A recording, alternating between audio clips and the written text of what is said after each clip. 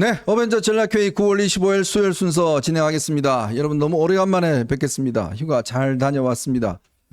좀 오랫동안 비었었는데 참 어떤 분들은 뭐 혹시 잘렸냐 뭐 온갖 이야기가 나왔었는데요. 하여튼 저는 휴가 잘 다녀왔습니다. 오랜만에 저희 좀 자녀들 좀 만나고 그렇게 왔습니다.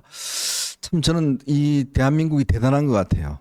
왜 그렇게 돼요? 네, 이게요. 외국 나가보니까 애국자 됐죠. 애국자뿐만 아니라 이게 졸면 죽는다는 말이 있잖아요. 하루만 비워도 이게 도저히 따라갈 수가 없어요.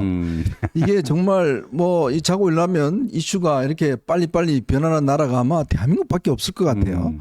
그리고 벌써 일주일 전에 했던 거는 뭐 다 옛날 이야기고 또 새로운 이슈들이 매일매일 이렇게 나오는 것 같습니다. 그래서 어제 도착하자마자 열심히 공부를 했는데 여전히 정말 따라가기가 힘든 것 같습니다. 참 보면 이 휴가를 보내고 있어도 휴가 같지가 않았습니다. 참 마음이 답답하고 여러분들이 가지는 분통 또 우려 뭐 이런 것들이 그대로 느껴지면서 마음이 참 무거웠습니다. 언젠가는 우리가 또 이렇게 편안한 마음에서 쉴 수 있을까라는 그런 생각이 많이 들었습니다. 대한민국이 그래도 좀 전진을 해야 될 것 같은데 너무나 비상식적인 일들이 너무나 많이 벌어지니까 참 안타깝고 답답한 마음 그지 이럴 게 없습니다. 아마 여러분도 저와 똑같은 마음이 있을 것 같습니다. 많이들 걱정하셨을 것이고 밤잠을 많이 설칠 것 같습니다. 어쨌건 다시 또 힘을 내서 출발해 보도록 하겠습니다. 자, 조금 전 들어온 소식 몇 가지부터 좀 전해드리고 저희가 본격적인 좀 토론에 들어가도록 하겠습니다. MBN이요. 그동안 2011년도인가요? 이 방송사 이제 당시에 자본금 구성을 관련해서 맞아요. 직원들에게 어떤 이 뭐 강요한 혐의로 인해서 영업 정지 처분을 받았습니다. 맞아요. 6개월 업무 정지 처분을 받았는데 이게 이제 업무 정지가 되면 그 사실 방송 문을 닫아야 되거든요. 그렇죠. 다들 이게 아마 MBN 창립 과정에서 자본금이 부족하니까 직원들한테 이제 대출을 받도록 해서 그렇게 자본금을 충당했다는 게 이제 폭로가 돼서 여러 가지 논란이 됐었습니다. 그래서 1심에서는 이게 6개월 업무정지 처분이 내려졌어요. 근데 이제 가처분이 받아들여져서 일단 이제 유예가 됐습니다. 그렇죠. 근데 이제 항소심이 오늘 결정이 나왔습니다. 그래서 MBN에 대해서 6개월 업무정지 처분을 취소했다. 그러니까 사안 자체는 문제가 있지만 그러나 방송사가 6개월 정지를 하게 되면 사실상 방송사는 문을 닫는 거니까요. 문 닫는 거예요. 그리고 또 여러 가지 방송사에 보면 계열사 직원들 뭐 꽤 많지 않습니까? 그러니까 방송사를 문을 닫게 할 만큼의 어떤 심각한 문제는 아니다. 이런 어떤 결정이 나와서 그나마 MBN이 좀 기사회생을 한 것 같습니다. 저게 방송통신위원회 문재인 때 내린 처분이죠. 맞습니다. 문재인 때 내린 처분이에요. 2020년인가요? 2020년 그리고 그때 그래서 MBN을 강제 이렇게 매각을 유도하기 위해서 저렇게 한 거 아니냐 뭐 여러 가지 설이 다 돌았죠. 잘 됐습니다. 어쨌건 뭐 방송사 하나가 없어질 뻔했었는데 그나마 좀 극적으로 구조가 된 것 같습니다. 자, 그리고 오늘 검찰이요 양문석 의원에 대해서 기소를 했습니다. 대출 사기, 특경가법상 사기 혐의, 사문서 위조와 동행사, 그리고 허위사실 유포, 공직선거법 위반 혐의로 해내서 양문석에 대해서 일단 기소를 했습니다. 아마 양문석의 혐의가 굉장히 큽니다. 딸 이름을 도용을 해서 대출을 받는다든지, 그렇죠. 그래서 사문서를 위조해서 무슨 뭐 가짜 법인을 만들어서 대출을 받는다든지 뭐 그러한 혐의가 있었지 않습니까? 근데 그걸 또 선거 과정에서 또 아니라고 우겼잖아요. 그렇죠. 그게 이제 선거법상에 또 허위사실 공표죄에 해당될 겁니다.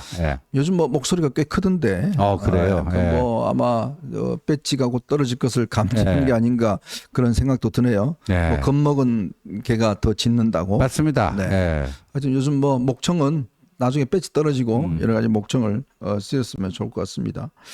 어쨌건 양문석에 대해서 기소 혐의가 났다는 기소가 됐다는 그런 소식이 들어와 있습니다. 그리고 외신인데요. 지금 헤즈볼라가 모사드 본부에 대한 로켓 공격을 시작했다라는 속보가 지금 방금 들어왔습니다. 지금 어제 이스라엘이 레바논에 대한 지금 공습을 전개했잖아요. 근데 그거에 대한 아마 보복 조치로서 헤즈볼라가 모사드의 본부를 했다는데 이게 말이죠. 이번에 제가 이 사건을 곰곰이 보니까 진짜 이게 전자전 전자전. 이게 정말 아주 치명적이에요. 그러니까 이제 이 원래 헤즈볼라가 옛날에 이제 휴대전화를 쓰다 보니까 이 휴대전화가 추적이 되고 뭐 이렇게 그쪽에다가 이 바이러스를 네. 넣어놓으면 나중에 다 이제 문제가 되잖아요. 그렇죠. 그래서 삐삐를 이제 삐삐를. 했지 않습니까? 예. 삐삐에다가 조금씩의 폭탄을 다 넣었나 봐요. 그게 폭탄이 터지면서 이제 굉장히 피해를 봤는데 그랬었죠. 이번에는 아예 이걸 조작을 해서 자 우리가 공습하니까 이 레바논 주민들 다 대피하세요 이런 문자도 보냈지 않습니까? 네. 그러다 보니까 이번에 이제 다시 이제 공격을 한 건데 참 이게 저는 두려움이 있는 게 최근에요. 우리가 휴전선에 있는 CCTV를 전부 다 교체를 했습니다. 그렇죠. 그게 뭐냐면 중국에서 중국 제품이에요. 근데 중국이 여기에다가 안에 칩에다가 백도어라는 걸 만들어서 중국이 전부 다 이거를 볼 수 있게끔 이 데이터를 볼 수 있도록 예. 만들어 버렸어요. 예. 그래서 그걸 뒤늦게 우리가 알고 전부 다 이제 이미 철수를 해버렸는데 바로 이런 겁니다. 실제로 맞습니다. 이 앞으로 이 여러 가지 이제 우리가 안보 문제에 있어서 중국 제품에 너무 의존하다 보면 그렇죠. 저는 이런 문제도 중국이 훤히 다 들여다보고 있잖아요. 그러니까 그런 문제도 생길 수 있다는 네. 생각이 많이 들어요. 네. 자 그리고요 이게 지금 이번에 곡성과 영광 이 군수 선거가 있지 않습니까? 여기에 이재명이 가서 기본소득을 주겠다. 한 군데는 100만 원, 한 군데는 50만 원. 네. 아니 여기 보니까요, 이 영광 곡성이 저 자급 뭐라고 할까 이제 기초단체가 이제 자금률이라고 그러나요?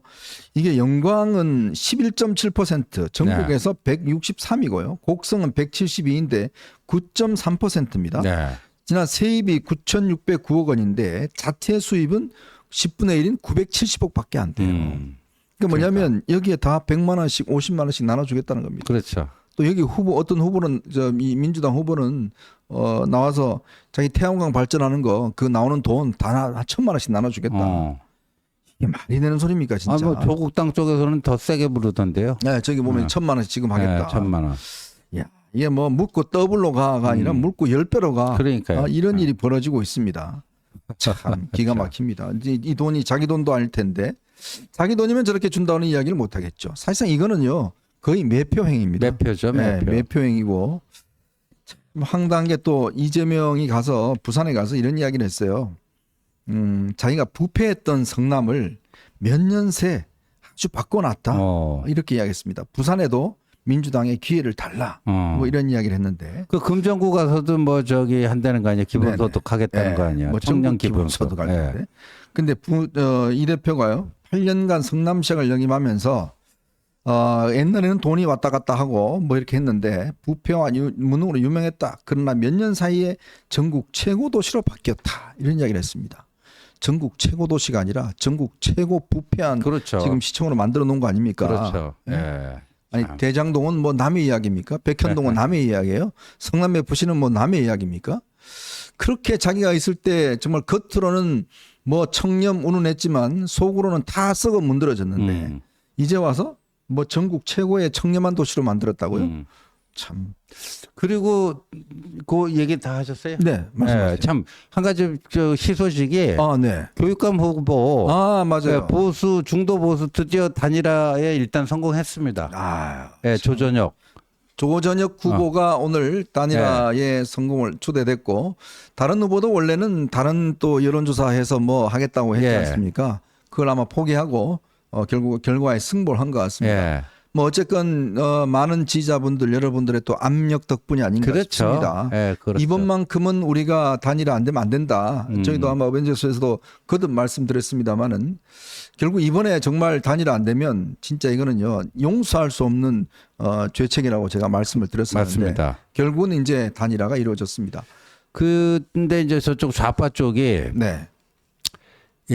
지금 뭐 광노현은 탈락하고 이제 3명이 남아 그쪽에 1명을 추리는데 근데 또 조기숙이라든가 뭐 김재홍이라든가 이런 사람들은 거기 안 들어가고 있단 말이에요.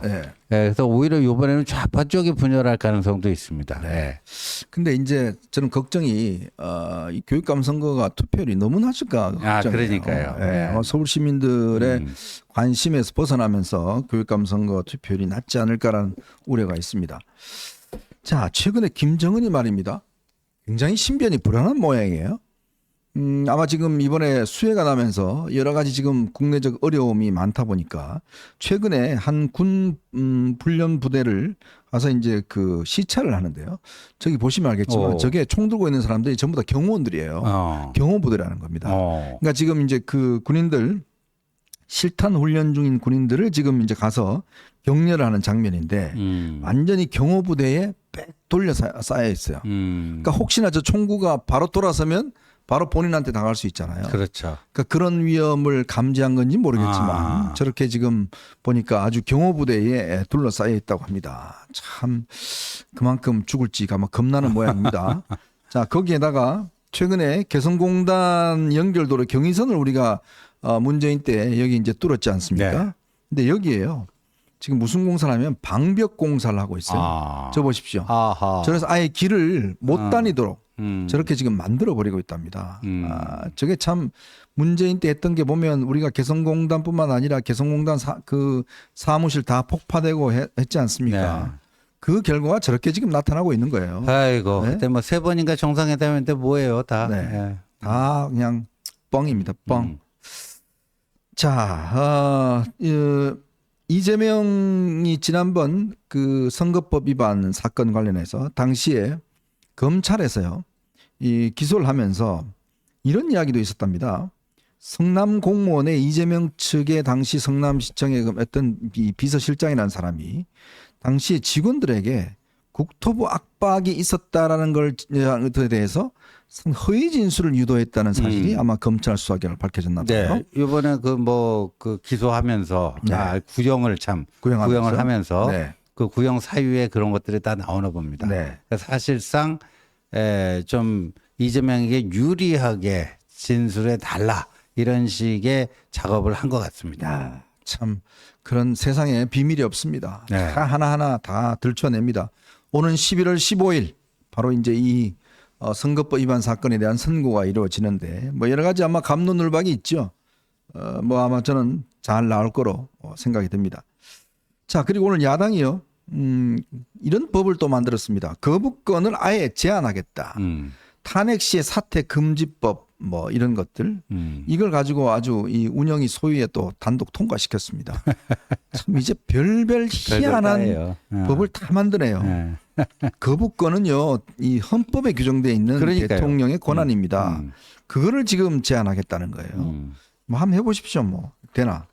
참 민주당의 참 이 입법 장난이 정말 도를 넘어서고 있는 것 같습니다.